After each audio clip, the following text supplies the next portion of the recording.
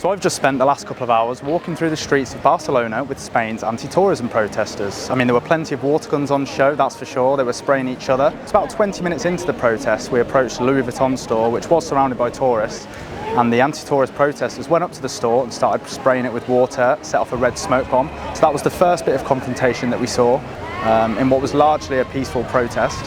The protesters then moved through towards Barcelona, and it became quite clear that their main target was La Sagrada Familia, a huge popular tourist destination here in Barcelona.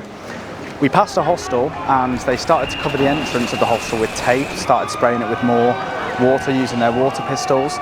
But one member of staff at this hostel was not happy with that at all. He grabbed one of the water guns from the protesters and started confronting the activists. It got a little bit testy. Another smoke bomb was set off, which was eventually kicked inside the hostel, where there were children and bemused tourists really. But that ended after about 5 or 10 minutes of confrontation.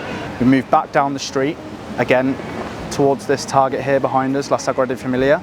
And the police were clearly aware that that was their target, as they then formed a line across the street. Protesters could not pass that line. They started spraying their water pistols at the police, who seemed pretty unbothered.